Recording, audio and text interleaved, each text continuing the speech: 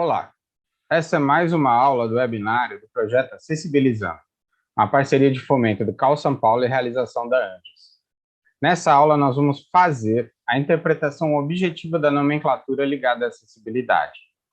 E vamos começar aqui pelo conceito de pessoa com deficiência segundo a Lei Brasileira de Inclusão, a 13.146 de 2015.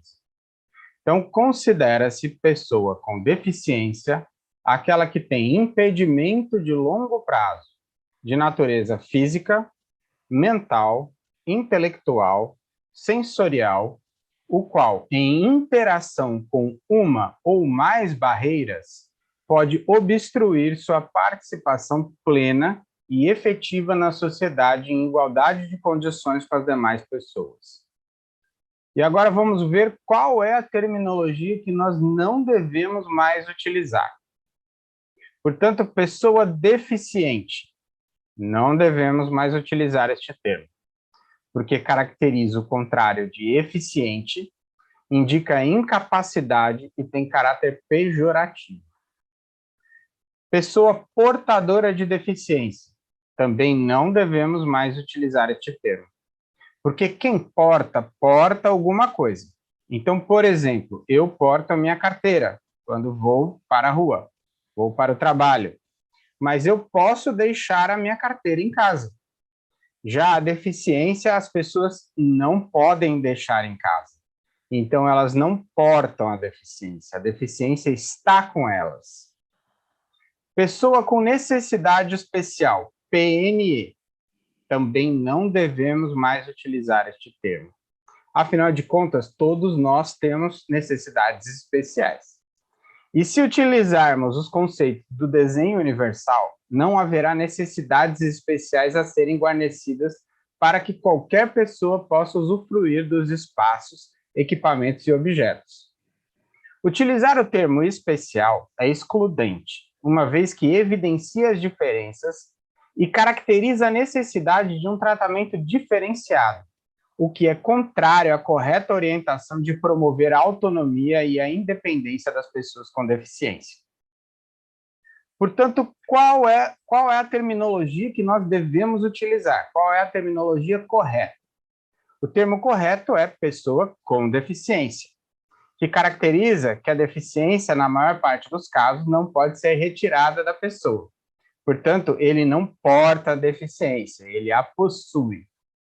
E o termo correto é pessoa sem deficiência, que caracteriza a pessoa que não possui deficiência.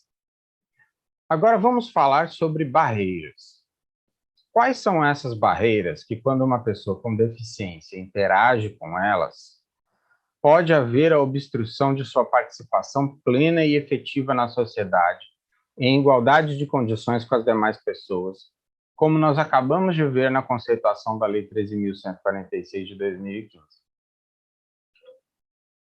São qualquer entrave, obstáculo, atitude ou comportamento que limite ou impeça a participação social da pessoa, bem como o gozo, a fruição e o exercício de seus direitos à acessibilidade, à liberdade de movimento e de expressão, à comunicação, ao acesso à informação, à compreensão, à circulação com segurança, entre outros, classificadas em barreiras urbanísticas, barreiras arquitetônicas, barreiras nos transportes, barreiras atitudinais e barreiras tecnológicas. Agora eu vou chamar a atenção para um detalhe de como esse texto foi escrito. Limite ou impeça a participação social da pessoa. Por que da pessoa de forma geral e não especificamente da pessoa com deficiência? Porque entende-se que as barreiras podem obstruir a plena participação social de uma grande variedade de pessoas em diversas situações. E quais seriam as barreiras urbanísticas? Seriam as existentes nas vias e nos espaços públicos e privados abertos ao público, ou de uso coletivo. Sobre as barreiras urbanísticas, a norma NBR 9050 determina, por exemplo, no item 6.12.1, que eventuais ajustes de soleira dos acessos ao lote devem ser executados sempre dentro dos lotes. Esses ajustes de soleira são as rampas ou degraus que as pessoas constroem para ligar a cota do piso de acesso do lote à cota da calçada.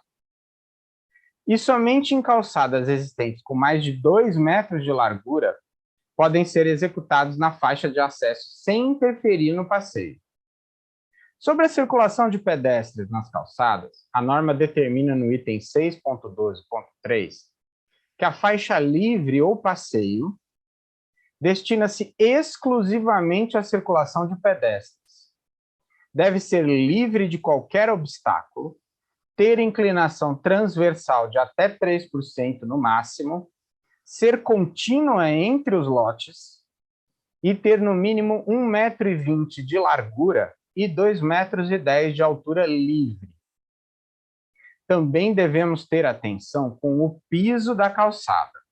A norma determina no item 6.3.2 que os materiais de revestimento e acabamento dos pisos devem ter superfície regular, firme, estável e não trepidante para dispositivos com rodas e antiderrapantes sobre qualquer condição, tanto secos quanto molhados. E quais seriam as barreiras arquitetônicas? Seriam as existentes nos edifícios públicos e privados. Um exemplo de barreira arquitetônica é quando nós só temos uma escada para realizar a circulação vertical em uma edificação. Esta não é considerada acessível e a escada pode ser considerada uma barreira arquitetônica. Mas, se nós tivermos mais uma forma de circulação vertical para ser utilizada junto com a escada deixa de ser uma barreira arquitetônica e a edificação passa a ser considerada acessível. A norma NBR 9050, em seu item 6.3, diz que a circulação vertical pode ser realizada por escadas, rampas ou equipamentos eletromecânicos, sendo considerada acessível quando atender no mínimo 2 formas de deslocamento vertical. Por isso, nós temos que ter a escada e mais uma forma de deslocamento vertical para podermos considerar que é acessível. A norma 9050 também determina, no seu item 6.7, que quando houver degraus ou escadas em rotas acessíveis, estes devem estar associados a rampas ou equipamentos eletromecânicos de transporte vertical, e deve-se dar preferência à rampa. Barreiras nos transportes. Quais seriam as barreiras nos transportes? As existentes nos sistemas e meios de transporte. Para fins de acessibilidade, deve-se considerar todos os elementos do sistema de transporte coletivo: infraestrutura, veículos e serviços. São exemplos de entraves nos transportes, ambientes de embarque e desembarque inadequados, falta de informações nos pontos de parada e veículos produzidos em desacordo com as necessidades variadas dos passageiros. Barreiras atitudinais. Quais são as barreiras atitudinais? São atitudes ou comportamentos que impeçam ou prejudiquem a participação social da pessoa com deficiência em igualdade de condições e oportunidades com as demais pessoas. Nós temos 2 bons exemplos de barreiras atitudinais de ordem física nessa fotografia do slide. Essa pessoa que estacionou o carro em frente ao rebaixamento de calçada está impedindo a livre circulação e a utilização da rampa de rebaixamento por qualquer pessoa. Essa atitude normalmente precedida de um pensamento do tipo: vou estacionar aqui rapidinho, não vou demorar muito tempo, mesmo porque nunca vi ninguém usando essa rampa mesmo. É o tipo de atitude que acaba por obstruir a participação plena e efetiva de pessoas na sociedade em igualdade de condições com as demais. Outro exemplo presente nessa fotografia é essa bicicleta acorrentada no poste de sinalização para o lado de dentro da calçada, claramente obstruindo a livre circulação pela faixa livre de pedestres. Faixa que, como nós já vimos, precisa ter no mínimo 1,20 m de largura e deve estar livre de obstáculos. Mas as barreiras atitudinais podem ser também de ordem social. Quando, por exemplo, não acreditamos que as pessoas com deficiência possam exercer plenamente sua cidadania. E outras, como, por exemplo, ignorância das capacidades da pessoa, medo, rejeitar interagir com a pessoa com deficiência, percepção de menos-valia, piedade, adoração do herói e exaltação do modelo. Tudo isso pode ser considerado como barreira atitudinal. E barreiras tecnológicas? Quais seriam as barreiras tecnológicas? São as que dificultam ou impedem o acesso da pessoa com deficiência às tecnologias. Então, nesse slide, nós temos bons exemplos de barreiras tecnológicas também. Primeiro são as maçanetas do tipo esférica, cilíndrica ou redonda, que uma pessoa, por exemplo, com ausência dos dedos da mão, não vai conseguir abrir, portanto, configurando uma barreira à livre circulação da pessoa. Idosos com pouca força nas mãos vão ter dificuldade em utilizar esses tipos de maçanetas. E pessoas que estão passando por algum tipo de recuperação pós-traumática nas mãos também terão dificuldade. A escolha por um tipo de maçaneta é uma escolha tecnológica.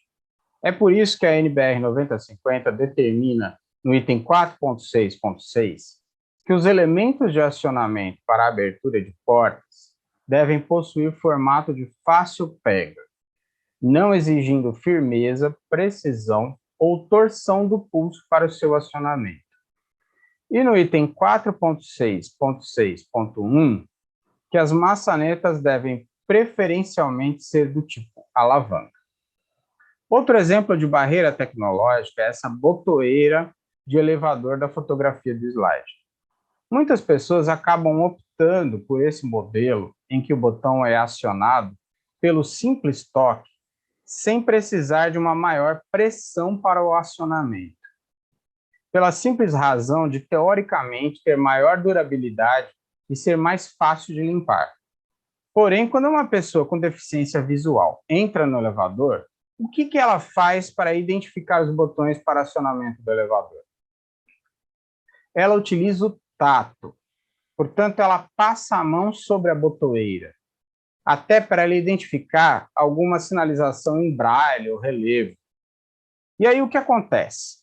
Ela acaba por acionar diversos botões por engano, simplesmente tocando na botoeira, e vai perder totalmente a referência de para qual andar ela estará indo. Por isso, os botões de um elevador devem necessitar de uma pressão específica para serem acionados. Esse tipo de botoeira não é apropriada, caracterizando uma barreira tecnológica. Outro exemplo são as telas de touchscreen. Sua usabilidade fica comprometida quando o usuário não se encontra em um padrão de normalidade que é altamente questionável. Pessoas com ausência dos dedos das mãos, por exemplo, são impedidos de utilizar plenamente essa tecnologia.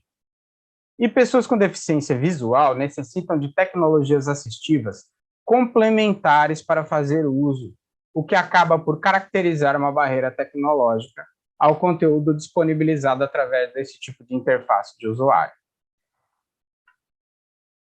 Acessibilidade. O que seria acessibilidade segundo a Lei Brasileira de Inclusão, a Lei 13.146 de 2015?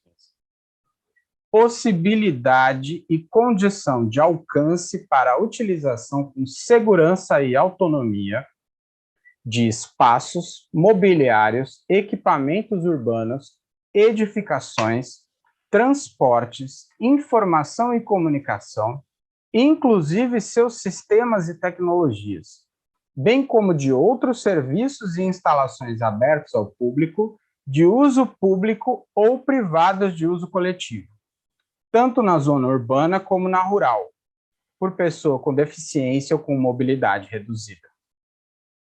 Acessível. Qual é o conceito de acessível de acordo com a NBR 9050 de 2020? São os espaços, mobiliários, equipamentos urbanos, edificações, transportes, informação e comunicação, inclusive seus sistemas e tecnologias ou elementos que possam ser alcançados, acionados, utilizados e vivenciados por qualquer pessoa. E adaptável? O que é adaptável de acordo com a norma 9050? É o espaço, edificação, mobiliário, equipamento urbano ou elemento cujas características possam ser alteradas para que se torne acessível. Por exemplo, essa calçada da fotografia no slide, que está dificultando a circulação dessa mãe com carrinho de bebê, é adaptável? É uma situação consolidada de calçada que pode ser adaptada com rampas de rebaixamento, como esse exemplo de solução para calçadas estreitas da figura 97 da norma. Ou, segundo o item 6.12.7.3.4, pode ser adotada a critério do órgão de trânsito do município faixa elevada de travessia ou ainda redução do percurso de travessia. E adaptado. O que é adaptado de acordo com a norma 9050? É o espaço, edificação, mobiliário, equipamento urbano ou elemento cujas características originais foram alteradas posteriormente para serem acessíveis. Essa minivan, adaptada para o transporte de pessoas em cadeira de rodas, é um exemplo de equipamento, no caso, um veículo, que originalmente não foi projetado e fabricado para essa função, e posteriormente teve suas características modificadas para torná-lo acessível, inclusive sem a necessidade de retirar o passageiro da cadeira de rodas. Adequado. O que é adequado de acordo com a NBR 9050? É o espaço, edificação, mobiliário, equipamento urbano ou elemento cujas características foram originalmente planejadas para serem acessíveis. Esse sistema de embarque e desembarque de veículos de características urbanas para o transporte coletivo de passageiros é um bom exemplo de elemento cujas características foram originalmente planejadas para serem acessíveis. Seguindo, inclusive, preceitos do desenho universal, possibilita o embarque e o desembarque de todas as pessoas pelo mesmo sistema, sendo dessa forma democrático e inclusivo. Impraticabilidade. O que é impraticabilidade de acordo com a NBR 9050 de 2020?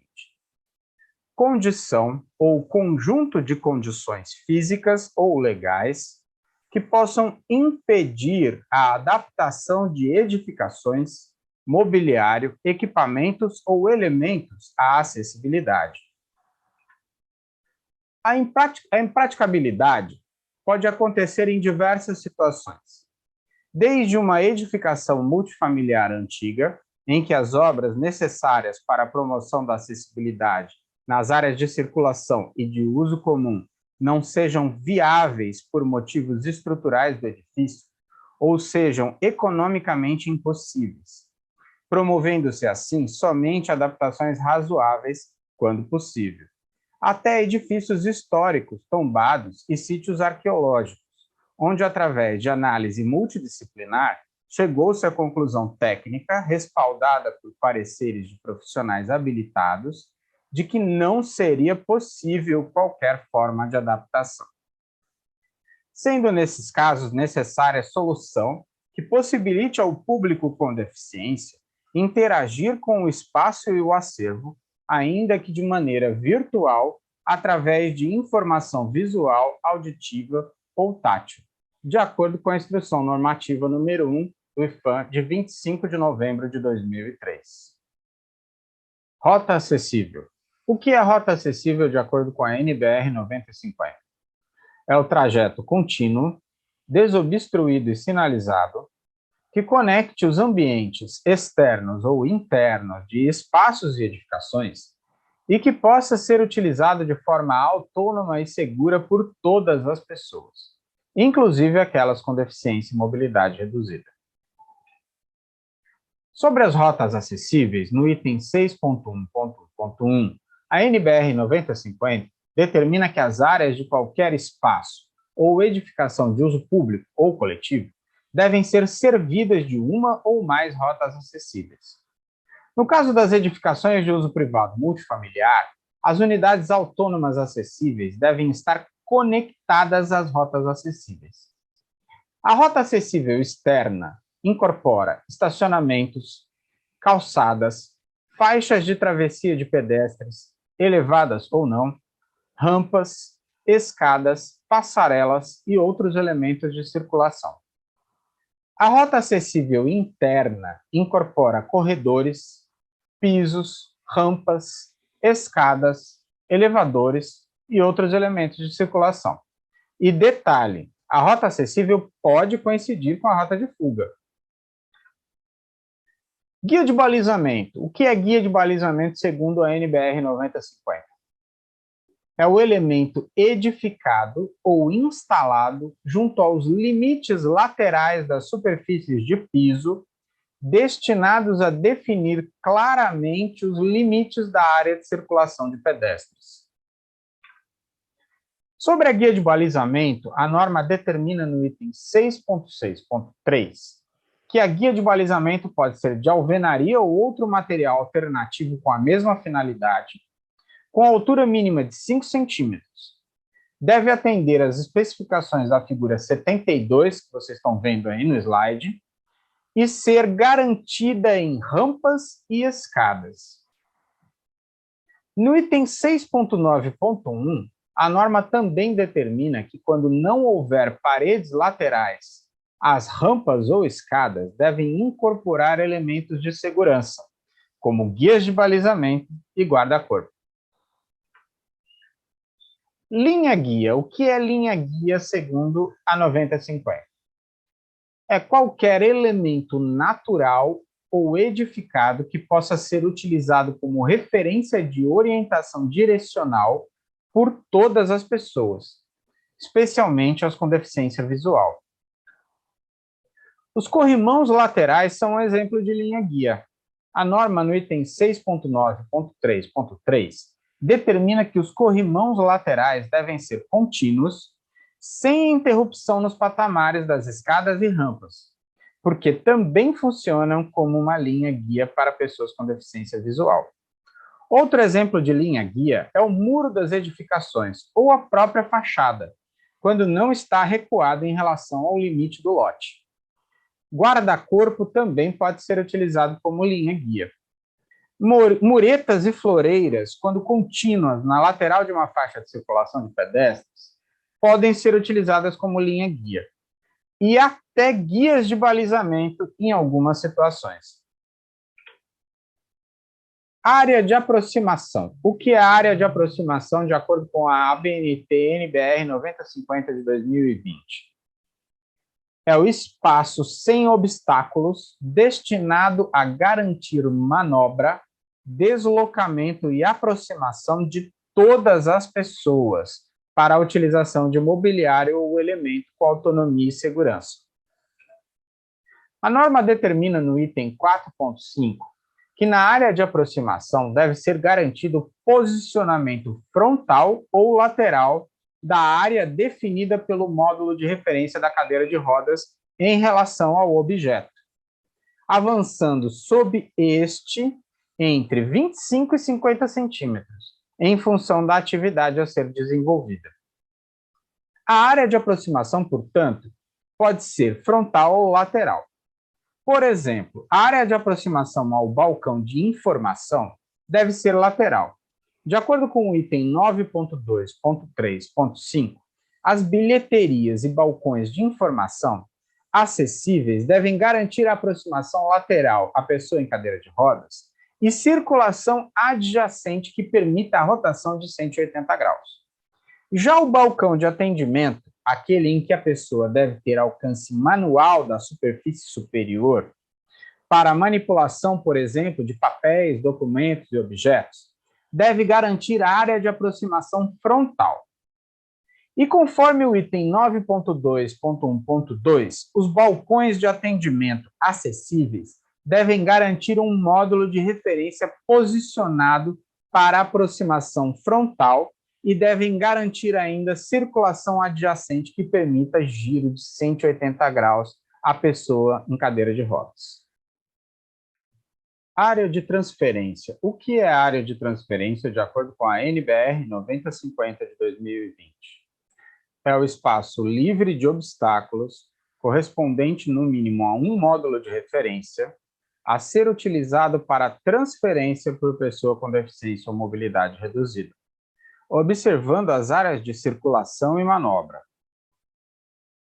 A norma determina algumas especificações importantes sobre a área de transferência do item 4.4.1 ao item 4.4.5. A primeira é que a área de transferência deve ter, no mínimo, as dimensões do módulo de referência.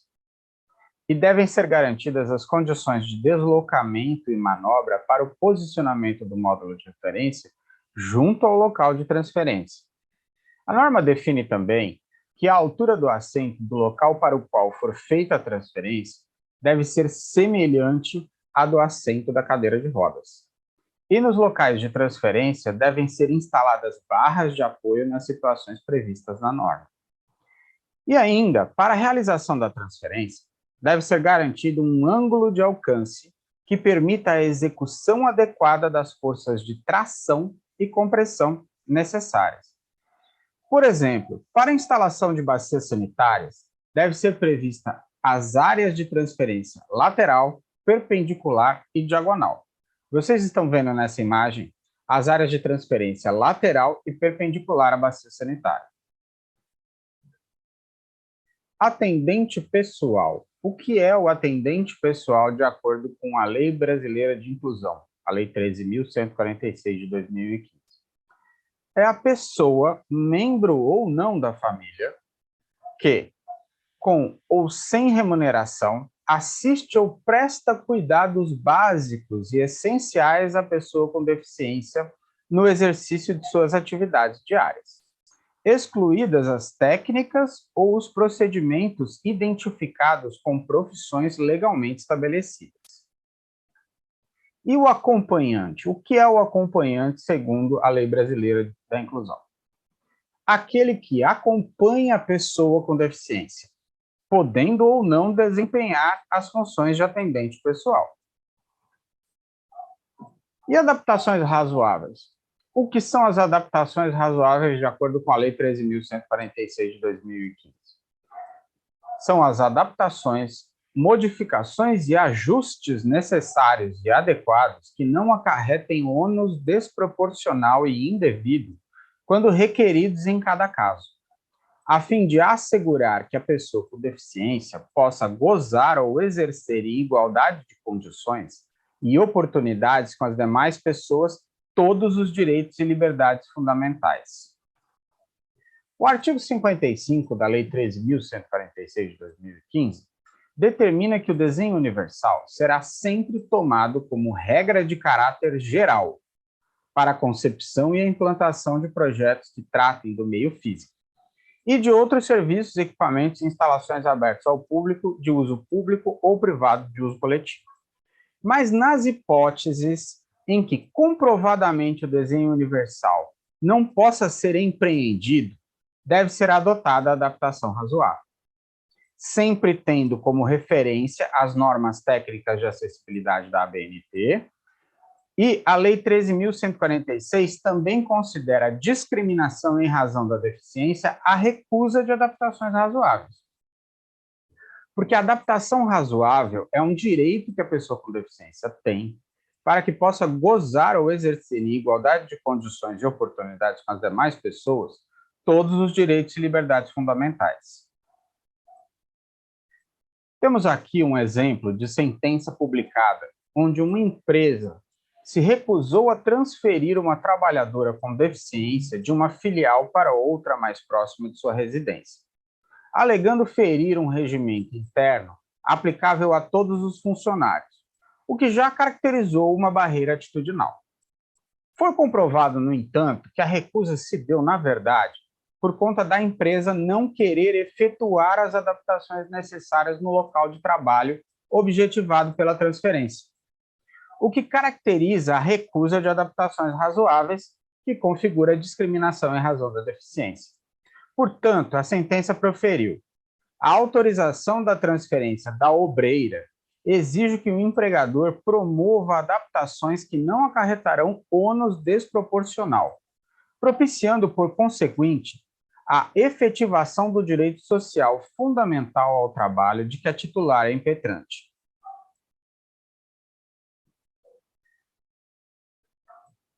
A adaptação razoável também é utilizada na aplicação do Decreto Federal 9.405 de 2018, que regulamenta o artigo 122 da Lei 13.146 de 2015 e dispõe sobre o tratamento diferenciado, simplificado e favorecido às microempresas e empresas de pequeno porte.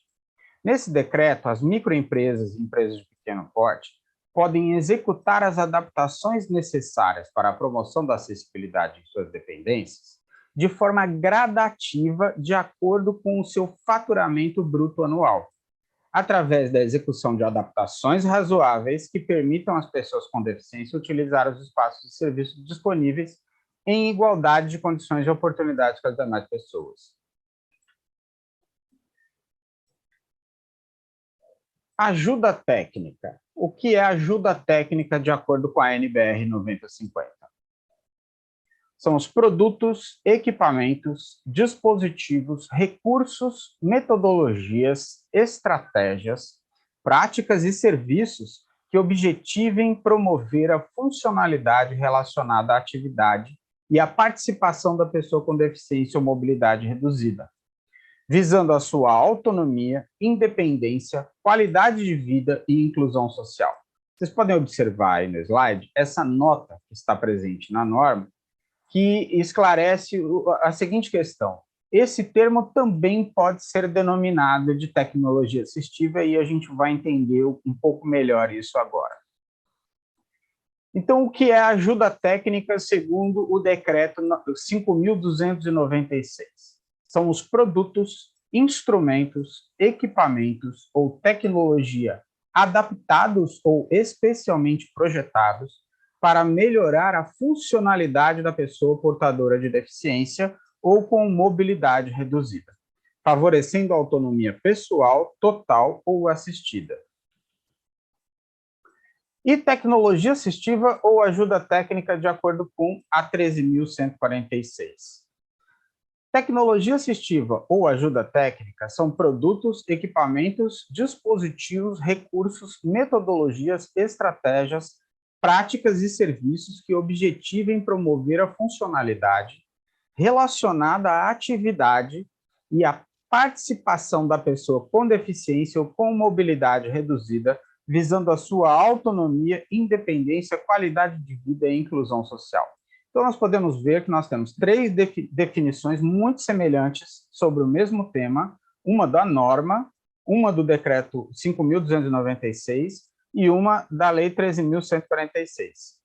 Ok? Agora nós vamos entender que, na verdade, as três definições definem a mesma coisa, que é tecnologia assistiva. Portanto, o conceito Assistive Technology, traduzido no Brasil como tecnologia assistiva, foi criado em 1988 nos Estados Unidos como importante elemento jurídico dentro da legislação norte-americana conhecida como Public Law. Foi renovado em 1998 como Assistive Technology Act. Compõe com outras leis o ADA, American with Disabilities Act, que regula os direitos dos cidadãos com deficiência nos Estados Unidos, além de promover a base legal dos fundos públicos para a compra dos recursos que estes necessitam. Então, podemos considerar o termo tecnologia assistiva como mais amplo e anterior na conceituação que se propõe. Termos como ajuda técnica, tecnologia de apoio e tecnologia adaptativa podem ser considerados como sinônimos de tecnologia assistiva. Uso público. O que é o uso público, de acordo com a NBR 9050 de 2020? São espaços, salas ou elementos externos ou internos disponíveis para o público em geral. O uso público pode ocorrer em edificações ou equipamentos de propriedade pública ou privada. A definição da norma NBR 9050 tem como foco o uso de espaços públicos, portanto, mais abrangente. E de que forma podemos entender? Espaços públicos livres, como, por exemplo, ruas, avenidas, praças, parques e praias. E espaços públicos com restrição, onde o acesso, circulação e a permanência têm controle e restrição de horário. Prefeituras e fóruns são exemplos de espaços públicos com restrição de propriedade pública. Supermercados, shoppings e bancos são exemplos de espaços públicos com restrição de propriedade privada. E nós ainda temos os locais acessíveis ao público, que são espaços de propriedade privada, onde o acesso é permitido ao público, por exemplo, com o pagamento de ingressos. Em todos esses espaços públicos, a população pode circular, alguns sem nenhuma restrição, e outros com restrições estabelecidas, como de horário, área de circulação definida, pagamento de ingresso, dentre outras. Edificações de uso público, de acordo com o Decreto 5.296 de 2004. São aquelas administradas por entidades da administração pública, direta e indireta, ou por empresas prestadoras de serviços públicos e destinadas ao público em geral. A definição do Decreto 5.296 tem foco nas edificações e nos responsáveis por suas administrações, principalmente entidades da administração pública. Mas tem o mesmo sentido da definição da norma NBR 9050 quanto ao uso dos espaços compreendidos pelas edificações. Uso comum. O que é o uso comum de acordo com a NBR 9050? Uso comum são espaços, salas ou elementos externos ou internos disponíveis para o uso de um grupo específico de pessoas. Por exemplo, salas de edifícios de escritórios, ocupadas geralmente por funcionários, colaboradores e eventuais visitantes. A definição da norma NBR 9050 tem foco no uso de espaços comuns por pessoas que têm permissão de acesso. E podemos entender como espaços onde permanecem e circulam pessoas pertencentes a um grupo específico que possui permissão de acesso e permitem a entrada de eventuais visitantes. Geralmente, nesses locais, ocorre o compartilhamento de espaços, equipamentos e objetos pelo grupo. Edificações de uso coletivo. De acordo com o Decreto 5.296 de 2004, são aquelas destinadas às atividades de natureza comercial, hoteleira, cultural, esportiva, financeira, turística, recreativa, social, religiosa, educacional, industrial e de saúde. Inclusive as edificações de prestação de serviços de atividades da mesma natureza. A definição do Decreto 5.296 tem foco nas edificações e seus respectivos usos, sendo bastante abrangente, classificando como uso coletivo edificações de propriedade privada abertas ao público em geral, com restrição de horário e área de circulação, como shoppings e bancos. Classificando também como uso coletivo, edificações onde permanecem e circulam pessoas pertencentes a um grupo específico que possui permissão de acesso ao local, como industrial e de saúde. É importante ressaltar que, de acordo com o Decreto 5.296 de 2004, em seu artigo 11, a construção, reforma ou ampliação de edificações de uso público ou coletivo, ou a mudança de destinação para estes tipos de edificação, deverão ser executadas de modo que sejam ou se tornem acessíveis à pessoa portadora de deficiência ou com mobilidade reduzida. E conforme o artigo 15, no planejamento e na urbanização das vias, praças, dos logradouros, parques e demais espaços de uso público, deverão ser cumpridas as exigências dispostas nas normas técnicas de acessibilidade da ABNT. Edificações de uso privado, de acordo com o Decreto 5.296 de 2004, são aquelas destinadas à habitação que podem ser classificadas como unifamiliar ou multifamiliar. Edificações residenciais multifamiliares, de acordo com a NBR 9050. Em seu escopo, a norma nos diz que as edificações residenciais multifamiliares, condomínios e conjuntos habitacionais necessitam ser acessíveis em suas áreas de uso comum.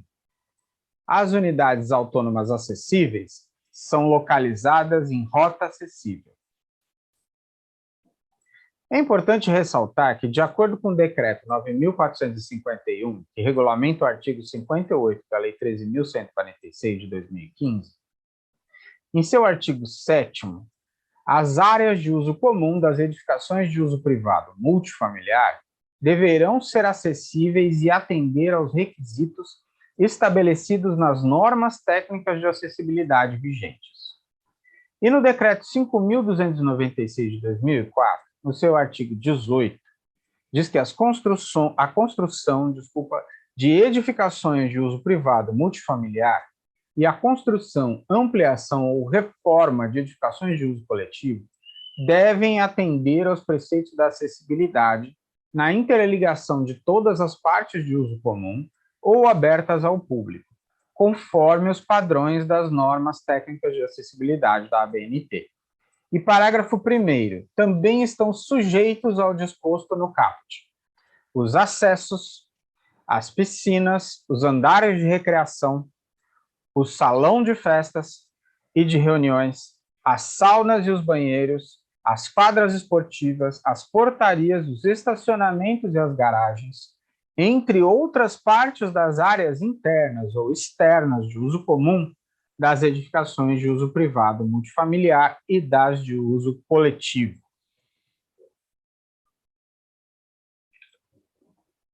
Uso restrito. O que é o uso restrito de acordo com a norma 9050? São espaços, salas ou elementos internos ou externos disponíveis estritamente para pessoas autorizadas. Por exemplo, casas de máquinas, barriletes, passagens de uso técnico e outros com funções similares. No escopo da norma, a norma vai nos dizer que as áreas técnicas de serviço ou de acesso restrito, como casas de máquina, barriletes, passagens de uso técnico e outros similares, não precisam ser acessíveis. E nós podemos considerar que o que é importante a respeito de público, coletivo, comum, privado e restrito é que, de acordo com a Lei 13.146 de 2015, o Decreto 5.296 de 2004 e a norma ABNT-NBR 9050 de 2020, todos os espaços e edificações que não são edificação de uso privado unifamiliar unidade autônoma em edificação de uso privado multifamiliar, que deve ser adaptável de acordo com o disposto no decreto 9.451 de 2018, e áreas de uso restrito devem ser acessíveis. É muito mais fácil dizer o que não precisa ser acessível do que dizer o que deve ser acessível, porque praticamente quase todos os espaços devem ser acessíveis. E, por fim, nós podemos observar nesse gráfico que existem algumas sobreposições desses conceitos caracterizados pelo decreto e pela norma. Os conceitos de espaço de uso público, espaço de uso comum e área de uso restrito, caracterizados pela norma NBR 9050, se sobrepõem de forma mais ampla e abrangente aos conceitos determinados pelo decreto 5.296. E é isso. Muito obrigado e até a próxima.